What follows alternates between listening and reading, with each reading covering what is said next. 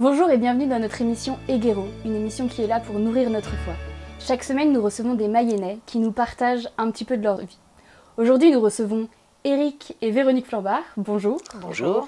Vous êtes mariés depuis une trentaine d'années. Trentaine, oui, mais plutôt 40, plus, 39 ans exactement. Donc bientôt 40. Vous êtes parents et grands-parents. Oui. Et donc, comme on l'a dit tout à l'heure, vous êtes mariés. Pour l'Église catholique, l'ouverture à la fécondité est l'un des 4 éléments essentiels du mariage. Donner la vie à des enfants est ainsi présenté comme un accomplissement de l'amour. Pourtant, un peu mystérieusement, certains couples ne peuvent pas, la nature ne leur permet pas d'avoir des enfants biologiques. Et cette réalité, c'est la vôtre. Est-ce que vous pouvez nous partager comment cela s'est imposé à vous ? Alors moi, je vais commencer par dire que d'abord, je me suis mariée à 20 ans, ce qui était très jeune, et que j'étais persuadée que 9 mois après, un merveilleux bébé allait naître. Alors le Seigneur en a voulu autrement, et donc 9 mois après, il n'y a pas eu de bébé, 1 an après, il n'y a pas eu de bébé, 5 ans après, il n'y a pas eu de bébé. Et au bout de quelques années, on s'est vraiment posé la question de l'adoption, puisque en effet, nous nous étions mariés pour avoir des enfants, entre autres, parce qu'on s'aimait, mais pour avoir des enfants. La question ne se posait pas, en fait. C'était naturel pour nous.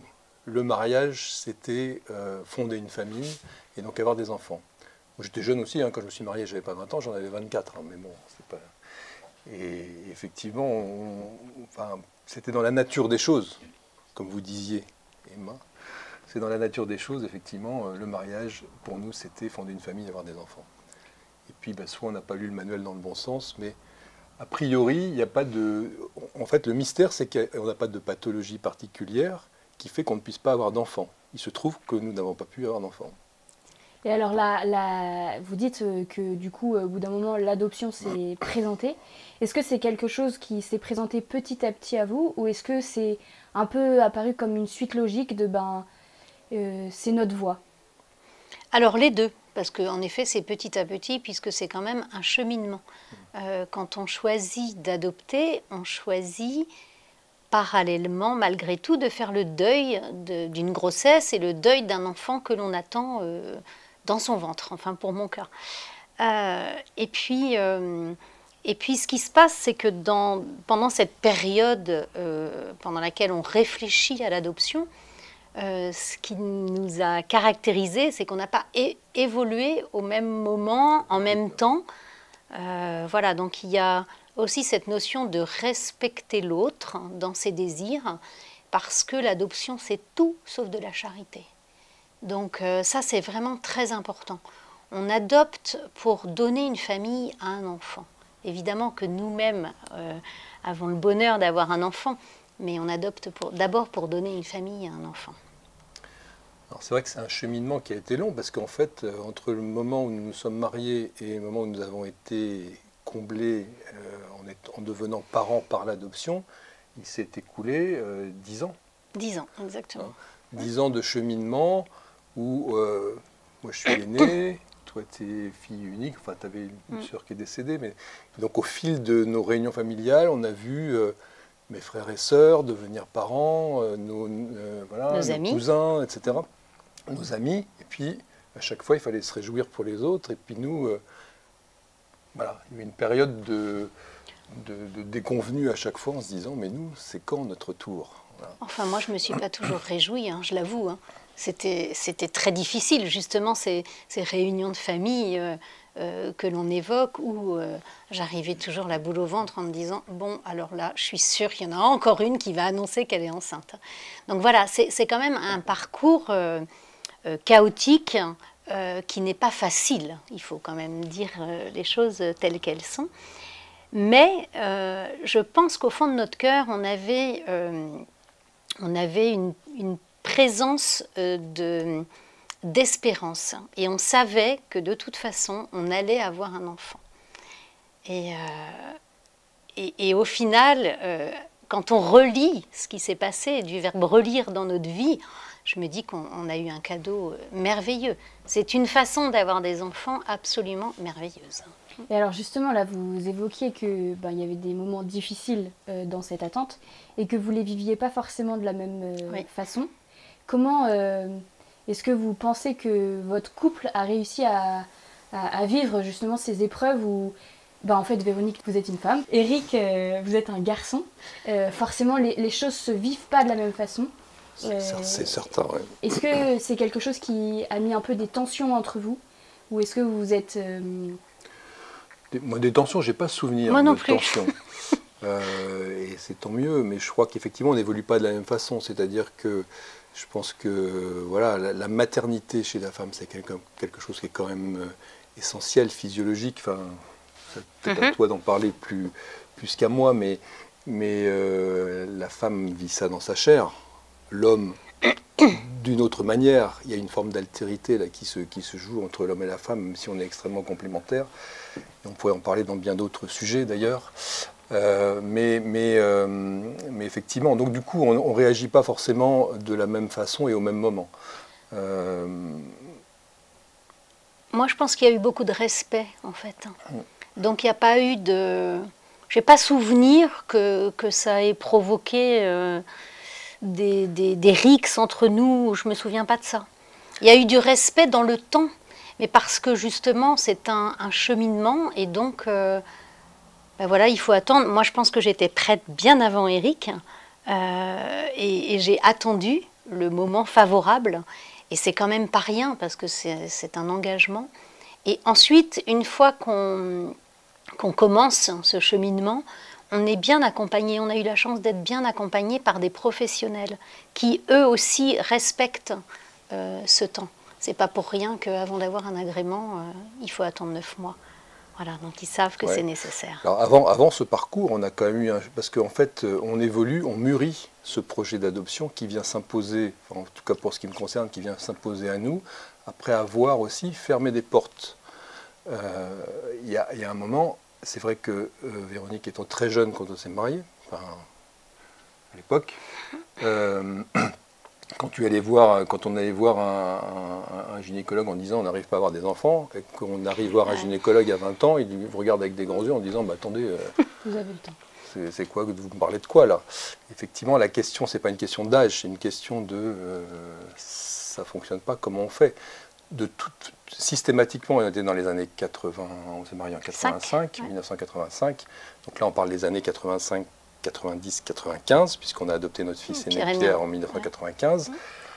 Pendant 10 ans, on a été confronté, en tout cas au début de ce parcours, par, je ne veux pas dire une injonction, mais c'était l'époque où on commençait à développer les FIV, la fécondation in vitro, donc on a été confronté aussi à ce choix. Est-ce qu'il fallait aller vers la procréation médicalement assistée, telle qu'on la conçoit aujourd'hui, avec toute la déshumanisation qu'on a expérimentée au début, et auquel on a mis un terme très vite, parce que ce n'était pas notre projet de vie. Il y avait cette forme de déshumanisation et de surmédicalisation. Et je comprends que ça puisse tout à fait convenir à certaines personnes, mais nous, notre façon d'aborder la fondation d'une famille, on a vite fermé cette porte-là. Et ça, on l'a fait d'un commun accord, parce qu'on aurait pu aller vers une forme d'acharnement, j'allais dire, médical, à tout prix vouloir avoir un enfant biologique. Fait maison. Voilà, et on a assez vite fermé cette porte, parce qu'après tout, c'était pas notre chemin, je pense. C'est ça qui s'est... Ce qui nous a aussi aidé à cheminer, c'est le témoignage de parents adoptants. Avant même qu'on ait entrepris notre demande officielle, on a rencontré des parents adoptants. Et on a vu qu'il y avait un tel bonheur et une telle joie en eux que ça nous a donné envie, en fait. Tu te rappelles, ces gens qui avaient adopté en Colombie. Voilà. En fait, c'est amusant aussi. C'est amusant, c'est comme quoi ma sœur, qui est décédée depuis, mais ma sœur a 5 filles. Elle n'a jamais eu de problème pour avoir des enfants. Elle a eu ses enfants, très facilement. Et c'est elle qui nous a mis en contact avec des amis à elle qui, eux, ont adopté. Voilà. Donc dans la famille, on a celle qui était très féconde naturellement, et qui nous a permis d'aller vers ce chemin d'adoption qui nous comble aujourd'hui, mais qui était une voie complètement différente de fécondité du couple finalement.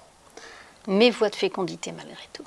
Mais voie de fécondité, Voilà, c'est absolument. ça. Ça, c'est vraiment important aussi que les couples qui sont confrontés à cette particularité, parce que c'est quand même une particularité, sachent qu'il existe différentes formes de fécondité au sein du couple. Y compris une forme de fécondité qui pourrait ne pas avoir d'enfant, Bien sûr. Par exemple. Mais ça, je vous avoue qu'on ne l'a jamais envisagé. Non. En fait, on a vite été dans l'action, en fait, parce que je pense que ça correspond aussi à nos tempéraments.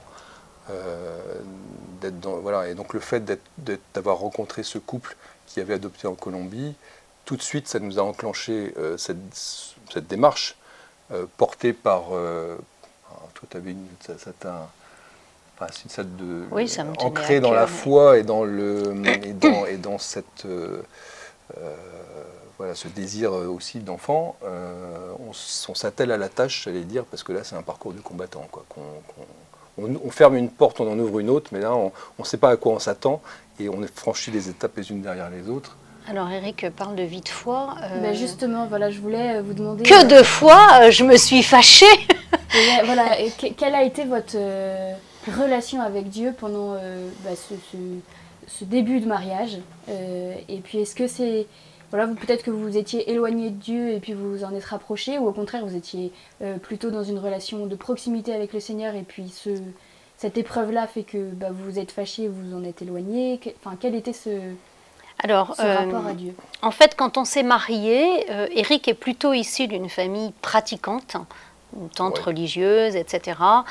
Moi, je suis issue d'une famille pratiquante par habitude, voilà, je suis bretonne, donc en Bretagne, on va à la messe. Mais c'est tout. Et en effet, pendant ces 10 années, on a cheminé, alors accompagné aussi de rencontres, de prêtres. Moi, j'ai été fâchée quand même pendant un sacré bout de temps, en trouvant que c'était très injuste. Et je ne voyais pas derrière le plan de Dieu. Évidemment, je ne pouvais pas le voir parce que j'ai été aveuglée par ce désir humain. Et puis le Seigneur fait toujours bien les choses. Donc cette première adoption nous a permis de rencontrer des sœurs au Vietnam. Et j'avoue que là, ça a été un retour extraordinaire à la foi, parce que personnellement, j'ai pris conscience que ce petit bébé qu'on nous a confié, c'était vraiment un cadeau du ciel, quoi. C'était merveilleux. Donc voilà. Ouais, alors c'est vrai que dans ce parcours, ça a été des rencontres en fait ponctuelles. Je ne peux pas dire qu'on a eu un fil conducteur de foi pendant cette période-là. Effectivement, on avait été, après notre mariage, voilà, de façon très... On n'a pas eu une vie de foi forcément très active, de pratique très active. Mais c'est aussi des rencontres qui nous font revenir. Alors, je passe sur le parcours du combattant administratif qui est le parcours de l'adoption, parce que ça demande aussi beaucoup de ténacité, beaucoup de clairvoyance également, beaucoup de questions. Alors la chance qu'on a dans ce parcours d'adoption, c'est on est questionné en permanence sur notre pourquoi est-ce qu'on veut fonder une famille, quel est notre désir d'enfant, par toutes les personnes qu'on rencontre sur notre chemin dans le cadre du parcours administratif de l'adoption. Assistante sociale, psychiatre, service des conseils départementaux qu'on a pu rencontrer sur les 3 adoptions, puisqu'on a adopté nos 3 enfants. Et à chaque fois, ces questions qui nous paraissent incongrues, intrusives, puisqu'on a l'assistante sociale vient chez nous, voir si on est capable physiquement, est-ce qu'on a une chambre pour le bébé, comment elle est aménagée. Enfin, c'est très intrusif, hein. Le psychiatre, c'est très intrusif aussi. Voilà. Et à chaque fois, ça nous oblige aussi à cette introspection et nous dire pourquoi vous voulez un enfant. Ça va loin, ça va dire est-ce que vous êtes prêt à adopter un enfant parce qu'on s'est vite tourné vers l'adoption internationale parce que l'adoption en France était plus compliqué, plus longue, plus longue, voire impossible même dans certains cas. Et donc quand on parle d'adoption internationale, l'assistante sociale vous demande est-ce que vous êtes prêt à adopter un enfant africain, un enfant asiatique, un enfant de quelle nationalité, et sinon, pourquoi? Donc c'est aussi des questions qui viennent... vraiment, c'est très intrusif. Mais ça a le mérite de nous faire réfléchir profondément sur ce désir d'enfant et vers quoi on veut le... J'ai l'impression que dans votre parcours, vous avez quand même pris l'habitude par la force des choses de beaucoup verbaliser et que peut-être qu'il y a des choses dans votre couple qui se sont exprimées parce que vous aviez l'obligation de les verbaliser, quoi. Bien sûr, hein, bien sûr. Alors, le regard des autres, Eric parle des professionnels et en effet, tout. Mais moi, j'ai beaucoup attaché d'importance au regard des gens quand on leur annonçait qu'on allait se tourner vers l'adoption. De la famille, des amis, des gens extérieurs qui, de par leur réflexion, nourrissaient également notre réflexion. Parce qu'ils se posaient des questions que nous ne nous posions pas. Alors parfois c'était agaçant. Moi j'avais un peu pris l'habitude de fermer mes oreilles aux réflexions négatives. C'est-à-dire qu'après, je n'en parlais qu'à des gens qui étaient ouverts et accueillants à ce projet. Hein, c'était une forme de protection, mais c'est important quand même. Et alors, un jour, vous avez accueilli votre premier enfant. Et un jour, il y a le grand saut. Rien n'est fait au hasard. Moi, il se trouve que donc en 1995, nous habitions à l'époque à Annecy, donc en Haute-Savoie. On a fait toute notre démarche là-bas. Et puis, moi, j'ai été licencié de ma société, de mon entreprise à l'époque. Donc, j'avais un peu de temps devant moi. Et on a eu notre agrément à ce moment-là. Et les rencontres ont fait qu'on avait rencontré ce couple qui avait adopté en Colombie quelques années auparavant. Hein. On avait fait une démarche d'adoption sur la Colombie qui n'avait pas été acceptée. Et entre-temps, on a à nouveau, par des amis, rencontré un couple qui rentrait du Vietnam avec un petit bébé qu'on avait été voir, qui était dans l'Isère, là, pas très loin de chez nous, qui était médecin. Et voilà, et ils arrivaient avec ce petit garçon, là, ce petit bout de chou. Moi, il se trouve que j'ai beaucoup travaillé sur l'Asie, donc je connaissais bien aussi ces pays-là.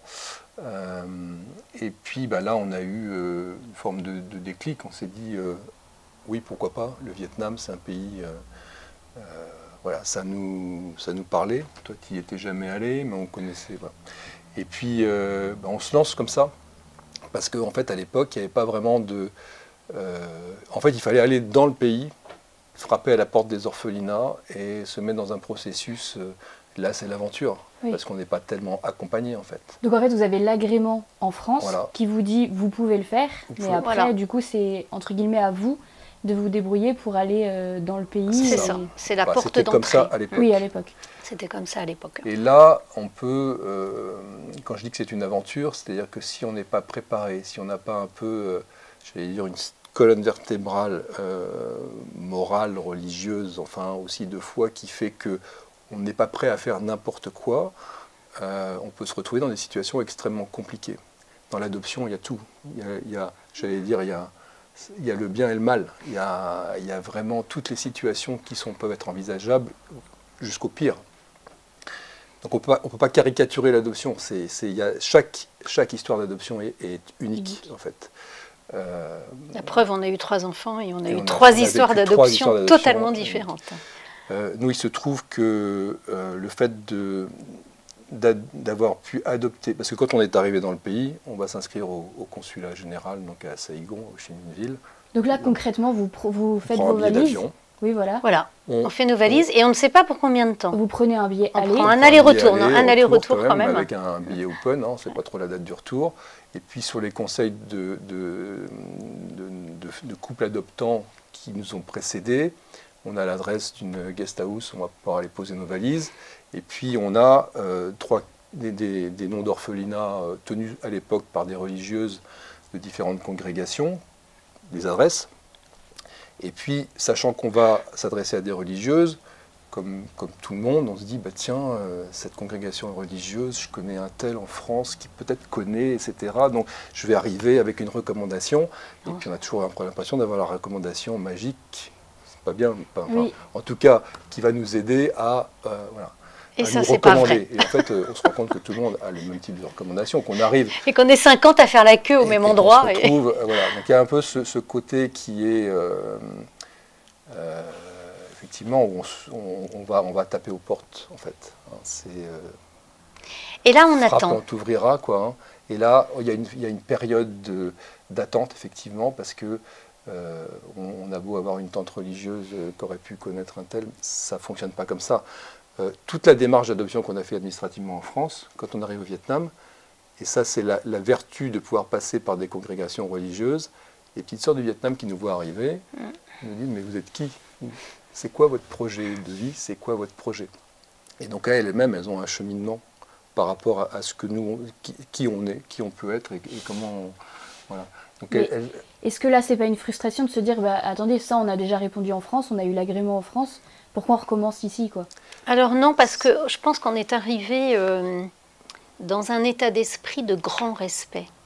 Ce pays qu'est le Vietnam, en l'occurrence pour nous, on ne peut que le respecter. C'est grâce à ce pays et à ses habitudes et à ses façons de faire que nous avons été parents. Donc en fait, on n'a jamais été fâchés, peut-être désespérés parfois, parce qu'en effet, on rentre le soir bredouille en disant « bon, voilà, on a déposé un dossier, mais on ne sait pas ce que ça va donner ». Et pour Pierre, notre premier enfant, ça ne s'est pas du tout passé comme on l'imaginait. Donc c'est vraiment pour ça que suite à cette première adoption, moi j'ai réalisé qu'on avait été guidés tout au long de ce parcours. C'est ça qui est merveilleux. Et je vais même plus loin parce que je suis persuadée que nos enfants naissent pour nous. C'est profond hein, ce que je dis. Hein. Nos enfants sont nés pour Éric et Véronique Flambard. Donc ce sont nos enfants.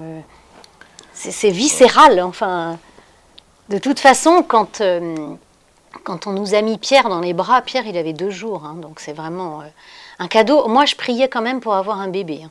J'avais 30 ans, je me disais, mince, un grand de 4 ans, j'aime beaucoup cette période de bébé, de nourrisson. Donc, et puis, vous voyez, j'ai été exaucée 2 jours, merveilleux. Alors, c'est important dans le projet d'adoption, je crois aussi, effectivement, de savoir ce que l'on... Enfin, c'est quoi notre désir. Véronique, son désir, c'était d'avoir un bébé. Le moment de l'adoption, c'est comme un accouchement. On ne choisit pas son enfant. Ces dérives d'adoption où on va choisir le sexe de l'enfant sur catalogue, machin, etc. Et, voilà.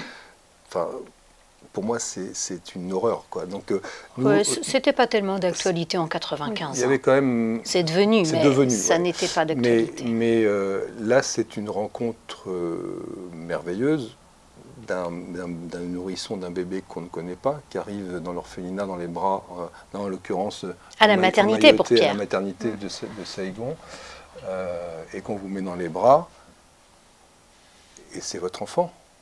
Et, mais vraiment, il s'opère un miracle à ce moment précis, parce que je pense que c'est exactement comme une maman qui donne la vie et qui reçoit son bébé sur elle, voyez. Ça, c'est vraiment... c'est miraculeux, parce que ça nous dépasse. Et ce petit être, c'est pour ça qu'après, il peut y avoir des dérives, c'est que ce petit être qu'on nous confie, c'est tellement notre bébé, au bout d'une seconde, que on ne peut plus l'abandonner à nouveau, on ne peut plus le laisser. Et c'est là qu'il y a en effet des dérives parfois qui peuvent être terribles. C'est ça, parce que vous faites une première rencontre avec votre fils Pierre, et donc qui dure peut-être quelques heures, et ensuite vous repartez avec ou Alors je vais vous dire, Pierre, ça n'a pas duré quelques heures, c'était quand même assez exceptionnel. Pierre est né à la maternité, et la sœur nous a apporté un petit bébé dans un lange tout à fait couvert. Et en fait, avant de nous montrer sa tête, elle nous a montré son sexe en nous disant « voilà, c'est un garçon ». Mais alors nous, ça nous était complètement égal d'avoir un garçon ou une fille. Et elle l'a réemmailloté et il est parti. Hein. Pierre, on l'a vu vraiment 5 minutes. Hein. En fait, il se trouve que nous, dans la démarche d'adoption, c'est par les sœurs, donc en fait les sœurs par qui nous ont confié cet enfant, c'est les filles de la Charité de Saint-Vincent-de-Paul. Donc la médaille miraculeuse, rue du Bac à Paris. Et donc ça, c'est la communauté des filles de la Charité de Saint-Vincent-de-Paul du Vietnam. Et elle s'occupe d'orphelinat, elle s'occupe d'enfants défavorisés, elle s'occupe toute la misère qu'on peut trouver dans ces pays-là, pas que des enfants, mais aussi des malades du sida, etc. Et donc, en fait, il y a à la maternité de Saïgon, qui est une des plus grandes maternités d'Asie, où on avait une sœur, assistante sociale, qui s'occupait d'accueillir les mères célibataires ou les mamans qui voulaient abandonner, trop pauvres, qui voulaient abandonner un enfant, avec une démarche première qui était d'essayer de faire en sorte que ces mamans puissent garder leur enfant. C'est ça, c'était sa démarche prioritaire. C'est ce qu'on peut retrouver. Donc voilà, cette démarche, c'est essayer de faire en sorte qu'elle puisse repartir dans la vie avec son enfant une fois. Mais si jamais la maman ne souhaite pas garder l'enfant, elle confiait l'enfant à l'adoption. Donc, ce qui explique que nous, nos 3 enfants qui sont nés à la maternité de Saïgon, quand on les a adoptés, c'était des nourrissons. Des nouveau-nés. Voilà. Alors, la démarche était en principe, c'est qu'effectivement, ils naissent à la maternité, ensuite ils vont dans l'orphelinat, où là, on va les rencontrer, et ils restent à l'orphelinat tout le temps que la démarche administrative avec les autorités vietnamiennes se fasse. Et ça peut prendre un certain temps. Donc là, vous savez que vous êtes parents, vous savez que ces enfants-là, ce sont les vôtres. Officiellement, ce n'est pas encore notre enfant. Et donc, vous ne pouvez pas repartir avec. Pas du tout. On ne peut pas repartir. Et si la démarche administrative dure trop longtemps, il y a beaucoup de parents qui repartent en France et qui reviennent, par exemple. Nous, là, il se trouve C'est ce qui s'est passé pour notre 3e, Anne. Parce que la démarche d'adoption a pris 5 mois. Donc là, le premier, Pierre, on a eu ce bébé de 2 ans. De 2 jours. De 2 jours, pardon. De 2 jours. Qui est arrivé dans notre chambre, vraiment, et qu'on a eu avec nous. Parce qu'on passe les détails, mais il y avait une épidémie. Et Pierre est arrivé dans notre chambre à 2 jours.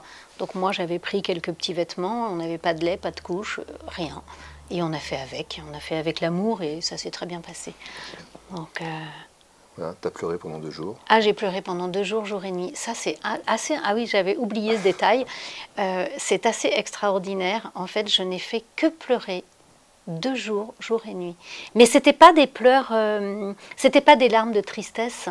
Je pense que c'était peut-être ce que j'avais gardé pendant 10 années. Et c'était vraiment pas maîtrisé. Donc voilà, mon pauvre bébé, il m'a vu pleurer pendant 2 jours. Mais j'étais très heureuse et je lui disais que je l'aimais quand même. Hein. Alors voilà, vous exprimiez, vous parliez déjà à Pierre quand il avait 2 jours. Ah oui. Est-ce que tout de suite à vos enfants, vous avez raconté tout de suite. que c'était des enfants adoptés? Oui. Voilà, il n'y avait pas de tabou. C'est une très bonne question, Emma. C'est pas Emma. quelque chose qu'ils ont découvert Non. Tout de suite. Déjà, physiquement, ils ne nous ressemblent pas trop, bien que... non, mais c'est très important. C'est-à-dire que moi, je me revois avec ce Pierre sur moi, là, vraiment très proche, et lui disant son histoire, en fait, son histoire d'amour. On a toujours eu... on ne connaît pas... Alors, dans leur histoire, on n'a aucune trace de père. On a, sur un acte de naissance, le nom d'une femme qui est leur maman, enfin, qui est leur mère biologique, qui les a abandonnés à la naissance, et on n'a pas d'autre, on ne sait pas autre chose en fait. Mais on a toujours eu quand même un grand respect pour ce geste d'amour finalement qui est l'abandon. Je ne peux pas abandonner mon enfant, mais je le confie à l'adoption, à des futurs parents que je ne connais pas et qui vont faire en sorte que mon enfant vive dans une famille. Et ça, c'est quelque chose, c'est quelque chose qu'on comprend quand on va habiter dans le pays. Voilà, pendant ces 2 mois, on est allé se promener, parfois un peu à la campagne, et on comprend ce geste, en fait. De toute façon, elles ont déjà parfois perdu d'autres enfants, et donc, en effet, c'est une grande générosité. Dans le mot abandon, il y a le mot don. Donc, voilà, c'est vraiment un don. Donc voilà, donc ça, on a toujours raconté leur histoire, même petit, des petits livres, enfin, ça a toujours été présent. Donc ça, pour nos enfants, après, ça leur appartient. Il faudrait les interroger eux-mêmes. Mais je pense qu'il n'y a jamais eu, enfin, j'ai pas le sentiment qu'il y ait eu ce besoin de révélation justement qu'on peut avoir parfois en découvrant à l'adolescence que... Bon. Bah parce que nous, dans notre parcours de vie, on est retourné, donc les années se sont écoulées. Et quand Anne, notre dernière, a eu 3 ans, on est parti vivre au Vietnam aussi. Donc voilà, ça a interféré dans notre histoire de vie. Je voulais dire quelque chose, mais je ne sais plus quoi. Vous êtes parti vivre au Vietnam, c'était parce qu'il y avait une opportunité professionnelle, ou est-ce que c'est parce que vous aviez vraiment envie de montrer à vos enfants le pays Un peu les deux. Alors c'est un peu les deux, mais il y a eu effectivement... on a adopté Pierre en 1995. Donc 2 mois à vivre là-bas au Vietnam en attendant que les démarches se fassent, et on est reparti ensemble. Et on a vécu l'adoption à 2. L'adoption à 2, ce qui est quand même... exceptionnel. Une force, et ce qui est quand même une très belle histoire.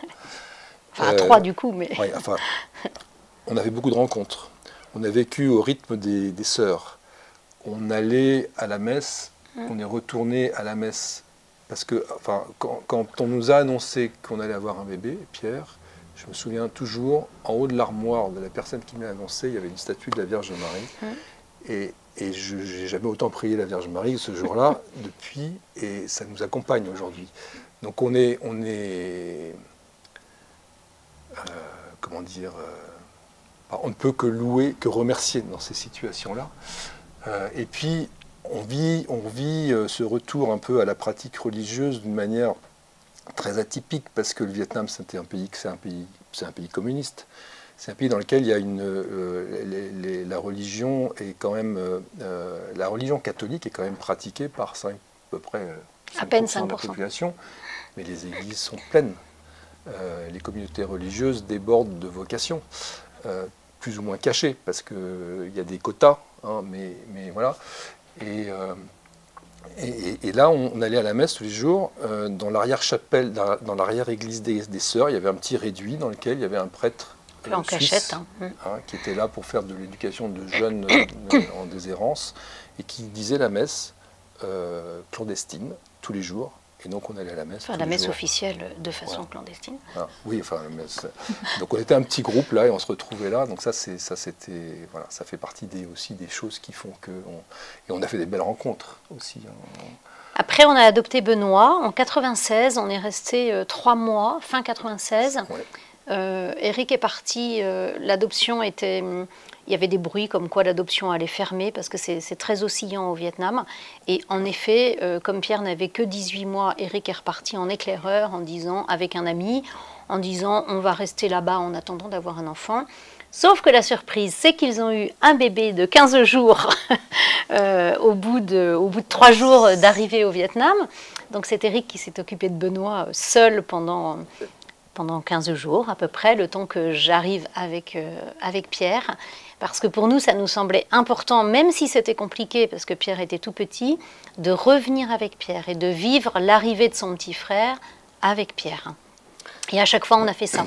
Et pour Anne, ça a été la même chose en fait. Anne en 99, sauf que Anne, ça a été encore plus compliqué puisque l'adoption s'est fermée, donc on est resté bloqué. Mais c'était important d'accueillir un enfant comme on le fait quand on accouche à la maternité, quoi. D'être en famille. On pourrait en parler pendant des heures, mais je ne sais pas si on a le temps, mais c'est vrai que quand on dit que chaque adoption est différente, Benoît, donc notre deuxième, effectivement, moi j'étais reparti, comme tu disais, en éclaireur, parce il fallait qu'on dépose notre dossier, il y avait des menaces,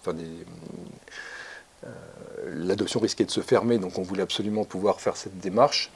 Et donc avec cet ami, Yves, on est reparti ensemble, puisqu'on s'était connus lors de la première adoption. Et là, on a été voir les sœurs qui nous connaissaient, puisqu'on les avait vues déjà 1 an et demi auparavant. Et donc on s'était dit, on dépose le dossier, on va avoir un peu de temps. Et pour faire un peu de tourisme en attendant, et en fait, elles sont venues nous voir, non, vous partez pas du tout, vous provenez dans le delta du Mékong, demain vous avez un bébé qui arrive. Et on s'est retrouvés dans la cour de l'orphelinat, Yves et moi, et les sœurs sont arrivées de la maternité en disant bébé Yves, bébé Eric. Et on s'est retrouvés, 2 pères célibataires, dans la même chambre, avec des nourrissons qui avaient 10 jours et 11 jours, et nos femmes qui n'étaient pas là, pas d'internet. pas d'email. Ah oui, à l'époque, pas d'Internet. Des fax, on s'envoyait des fax. Donc on s'envoyait des fax et on avait des adoptants qui repartaient avec des cassettes vidéo qui leur envoyaient. Voilà. Ça a duré 15 jours cette histoire. Ouais, ça a duré 15 jours. On a cohabité à deux, à donner le biberon la nuit à nos nourrissons qui avaient 10 ans et 11 jours. Dans la journée, on avait des nounous qui venaient les garder quand même. Et où nous, les mamans, pendant ce temps-là, on était vraiment rebelotes. De toute façon, on a versé beaucoup de larmes pendant nos 3 adoptions. Et c'était très, très frustrant de savoir qu'on avait un deuxième bébé et il fallait attendre la date de l'avion, quoi. Voilà. Et puis la troisième, l'histoire d'adoption, pour Anne, notre fille, ça a été un peu dans les mêmes conditions, sauf que toi, tu es parti en catastrophe, parce qu'à nouveau, c'était des problèmes diplomatiques entre la France et le Vietnam, en fait. Donc là, il y avait menace de fermeture.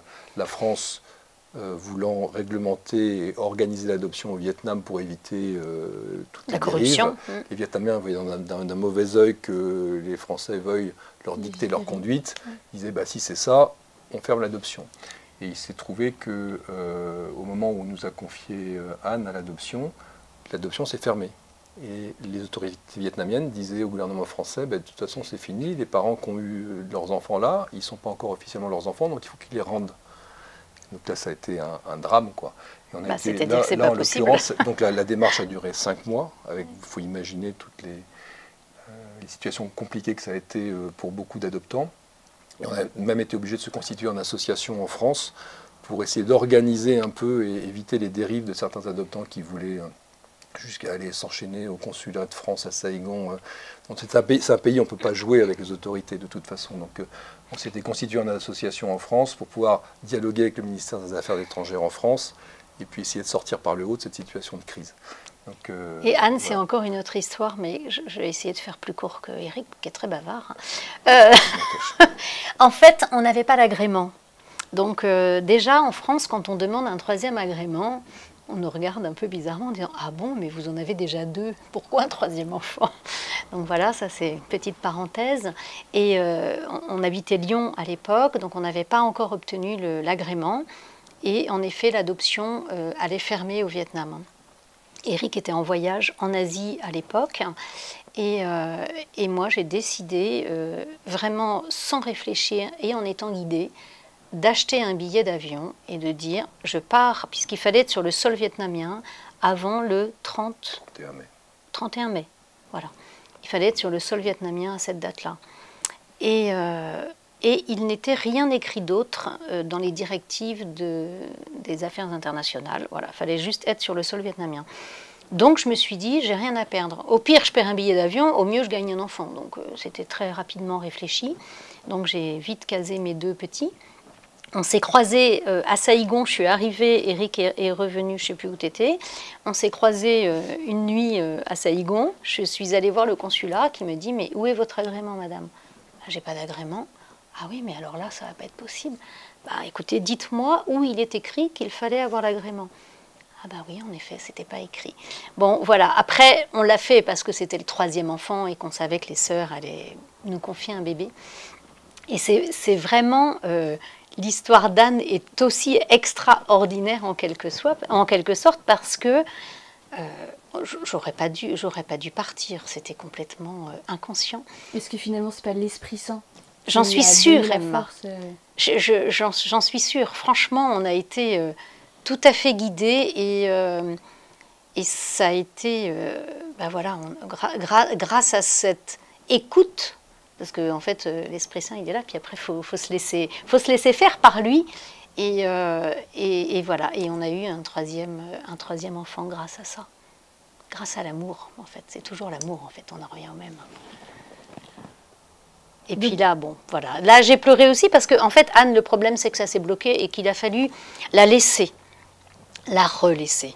Et alors, je pense que les bébés sentent tout à fait ce qui se passe. Et Anne n'a pas supporté d'être réabandonnée, en quelque sorte. Et on est rentré en France avec Benoît qui avait 2 ans et demi et Pierre qui avait 4 ans. Ils étaient petits encore, les garçons. Et j'avais une amie qui veillait sur elle, qui un jour m'appelle au mois d'août en me disant Véronique, si tu veux revoir ta fille vivante, il faut que tu rentres de suite. Et en fait, Anne se laissait mourir. Et là, j'ai refait mes valises. Je suis repartie au Vietnam en catastrophe. Et pour ne revenir qu'au mois de septembre, c'était un peu long parce que du coup, j'étais pas avec les garçons. Mais voilà, ça s'est bien terminé. Mais ça veut dire qu'effectivement, un enfant abandonné, quand cette rencontre entre les parents et l'enfant, c'est vraiment, on s'adopte mutuellement. Un nourrisson qu'on confie, il nous adopte aussi. Enfin, on voit bien, là il avait de l'amour parce qu'il avait une maman qui pouvait s'occuper d'elle. On le remet à l'orphelinat. Elle avait 15 jours, 3 semaines. Hein.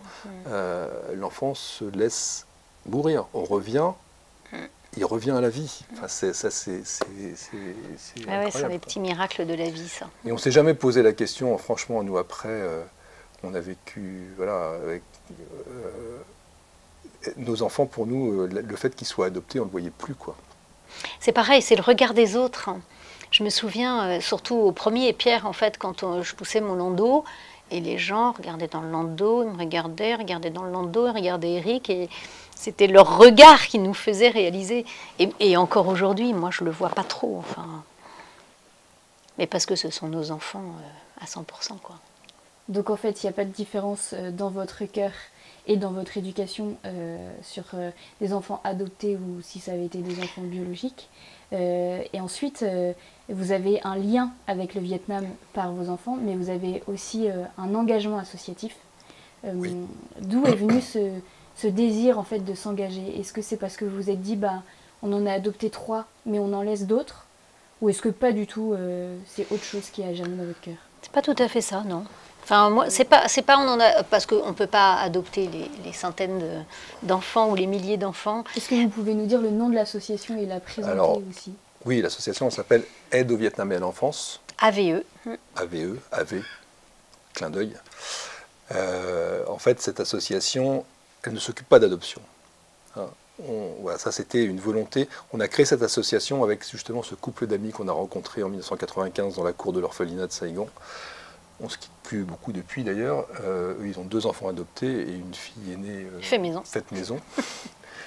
Ça nous a paru naturel, mais en fait, on a répondu à un appel. Les sœurs qu'on a côtoyées longtemps et qui œuvrent toute leur vie dans la pauvreté et au profit des plus pauvres. C'est pas les pauvres, c'est les plus pauvres en fait qu'ils vont chercher. Sœur Béatrice, qui était la supérieure à l'époque de la communauté des filles de la charité du Vietnam, on lui avait dit, mais comment est-ce qu'on peut vous aider, ma sœur? Et elle nous avait dit, écoutez, voilà ce dont on a besoin. Parrainer des filles. Parrainer des filles. Au départ. Voilà, elles avaient une action engagée sur les petites filles, notamment, qui étaient souvent déscolarisées ou pas scolarisées. Parrainer des filles. On est rentré en France, on a réfléchi, on s'est dit, on pourrait adhérer à une association qui... Il y a des associations très bien, hein, comme Enfants du Mékong, etc., qu'on connaissait. Puis on s'est dit, peut-être que nous, si on fait quelque chose autour de nous, en fédérant nos familles, nos amis, etc., on va créer autre chose. Et on va apporter un plus. Et donc c'est ce qu'on a fait, mais en décidant de ne pas œuvrer pour l'adoption, on s'est dit, s'il y a des adoptants qui nous contactent, on ne voulait pas pervertir les choses. S'il y a des personnes qui ont un projet d'adoption, qui veulent entre guillemets, se servir de notre association pour pouvoir faciliter leur adoption, c'est pas notre truc.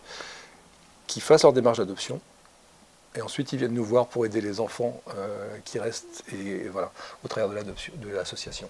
Donc c'est ce qu'on fait depuis 26 ans.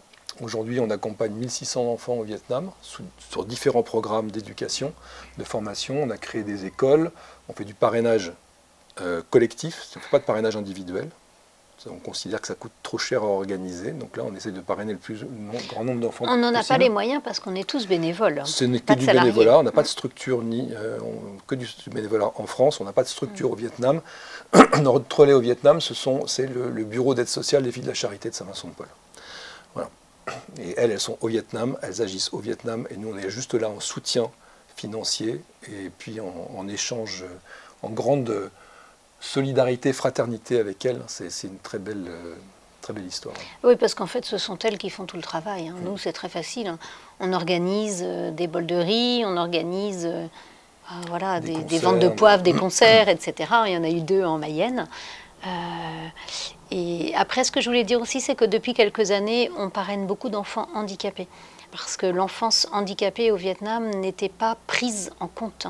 C'est-à-dire que quand dans une famille, il y avait un petit enfant handicapé, trisomique ou autre, il était laissé seul dans la maison toute la journée et les parents n'avaient pas conscience qu'on pouvait éduquer cet enfant et lui apprendre.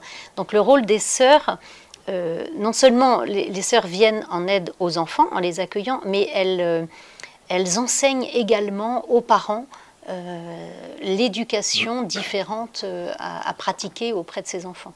Et ça, c'est merveilleux aussi. On y va régulièrement, hein. Il y a des voyages organisés au Vietnam et on voit chacun des paye choses. son billet. Hein. Non, ça, c'est aussi c'est un peu plus technique, mais on a moins de 2% de frais de fonctionnement dans l'association. C'est simplement un peu de communication auprès de nos adhérents. On a à peu près 350 adhérents dans l'association aujourd'hui. Et beaucoup de jeunes qui nous rejoignent aussi pour mener des actions. Voilà. Et qu'on accompagne, qu'on emmène au Vietnam, ils payent leur billet d'avion et on va leur faire découvrir ce pourquoi ils ont agi en France. Ça crée toujours beaucoup d'émotions et beaucoup d'envie de s'engager. Pour nous ou ailleurs d'ailleurs. Et quand ils reviennent, ils ne sont plus les mêmes en général. On a accompagné 2 groupes de jeunes là, ces dernières années. Il y a un avant et un après. Et ils sont très gâtés de voir le Vietnam sous cet angle, parce qu'on a accès à des choses. Si demain, toi, tu pars au Vietnam, tu ne pourras pas voir les mêmes vies, les mêmes écoles. Enfin, c'est vraiment merveilleux.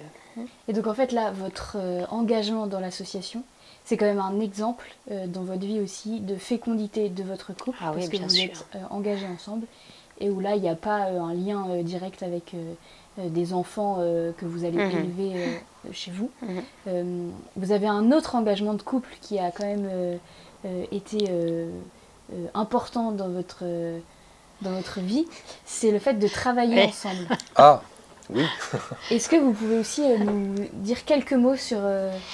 Alors, sur je cette dirais expérience? je dirais que c'était quand même, puisqu'on a parlé de l'adoption, je me demande si c'est pas encore une plus grande aventure. Parce que, non, c'est-à-dire qu'on n'est jamais prêt. On a décidé de travailler ensemble parce qu'on a racheté une entreprise ensemble, mais on ne savait pas comment on allait fonctionner l'un et l'autre. On ne savait pas qu'on allait être capable de travailler ensemble. C'est ça. Vivre ensemble en tant que couple, parents, dans une famille, chacun avec sa vie professionnelle de son côté, ou de mère de famille, et puis voilà. Il y a cette façon de vivre la famille, j'allais dire naturelle, et puis un jour de se dire, alors on est parti 5 ans au Vietnam aussi, hein, entre-temps. On a ramené nos enfants dans leur pays d'origine, ça a aussi été une belle aventure. Et en rentrant du Vietnam, effectivement, on a eu l'opportunité de racheter une entreprise en Mayenne, une petite entreprise. Hein, et il se trouve que là, naturellement, la question s'est posée. Est-ce qu'on travaille ensemble et puis c'était la logique des choses. Mais est-ce qu'on allait être capable de travailler ensemble? Au début, ça a été compliqué. Hein. Ça a été compliqué pour moi surtout. Non, alors on avait quelques compétences complémentaires, mais ce qu'il ne fallait surtout pas, c'était se marcher sur les pieds l'un l'autre. Alors Eric était dirigeant, moi j'étais salariée. Donc déjà, c'était plus facile. Voilà, Eric travaillait un nombre d'heures beaucoup plus important que moi, puisque j'avais quand même les 3 enfants à la maison. Il a fallu s'ajuster, en fait. Il a fallu s'ajuster, mais avec le recul, c'était quand même super de travailler ensemble parce qu'on travaillait en confiance. Donc on n'était pas toujours d'accord. On n'était pas toujours d'accord. Mais l'avantage de travailler en couple, c'est que la confiance est là. Après, il ne faut pas que les différends que l'on peut avoir professionnellement rentrent à la maison. Et pour ça, les enfants ont été importants, ils ont joué un rôle important parce qu'eux savent dire, pendant le dîner, dire bon, bah, c'est bon, là on arrête, hein, on n'est pas l'entreprise, donc vous reprendrez ça demain matin. Donc ils ont su nous éduquer aussi, hein, de ce côté-là. Mais c'était beau. C'était beau cette aventure. Hein. Ouais, donc il a fallu s'ajuster, exactement. Comme dans notre projet d'adoption, il a fallu s'ajuster. Là, c'est pareil. Alors, c'est pas le même sujet, mais effectivement, au début, c'est savoir laisser la place à l'autre. Et ça, c'est pas toujours simple. Hein. Surtout quand il y a des tempéraments forts en face. Donc mais ça se fait enfin, dans le dialogue, dans la compréhension. Et puis, on se rend compte qu'à un moment, on n'est pas en compétition l'un avec l'autre. On est là pour faire, au contraire, on est là pour unir nos forces, pour aller de l'avant. Et on décuple justement nos capacités de cette manière. Donc chacun a trouvé sa place. Et puis ça s'est fait finalement après assez naturellement. Hein. Après, la grande aventure, ça va être quand Eric ne va plus travailler. On reviendra, Emma, parce que ça aussi, à mon avis, c'est une aventure. Alors, vous avez une autre aventure que vous avez vécue, c'est devenir des grands-parents. Ah oui. Et j'ai une question, c'est quand on devient grand-parent d'un enfant qui a été adopté, est-ce qu'il y a des choses qui se réveillent ou est-ce que, en fait, finalement, la joie est la même? Ah là là, c'est une question importante. On ne peut pas savoir parce que... Si, on peut savoir. En fait, moi j'ai trouvé ça merveilleux que notre fils adopté donne la vie. Même si, voilà, on a bien compris à travers nos propos que nos enfants sont vraiment la chair de notre chair, mais quand même, là, Pierre a donné la vie. J'ai trouvé ça miraculeux, une fois de plus, hein, plutôt de l'ordre de l'exceptionnel. Et puis après, comme toujours dans la vie, la nature prend le dessus. Donc en fait, il est devenu papa d'un petit Mathis qui est adorable, qui est notre petit-fils, de la même façon que nos enfants ont été nos enfants. Être grand-parent, en fait, enfin avoir des petits-enfants, moi je trouve que c'est la continuité de l'amour que l'on porte à nos enfants. Vous voyez, c'est vraiment... voilà, évidemment, quand on a des enfants de 30 ans, on ne les papouille pas toute la journée. Hein, donc, et le fait d'être grands-parents permet de continuer cet amour. C'est une merveilleuse aventure. C'est vrai que ça nous... Mais quand on dit que ça nous replonge dans ce qu'on a vécu, différemment, effectivement, il y a quand même cette réflexion de se dire mes enfants, je les ai adoptés. Comme tu dis, c'est devenu la chair de notre chair par l'adoption. Hein.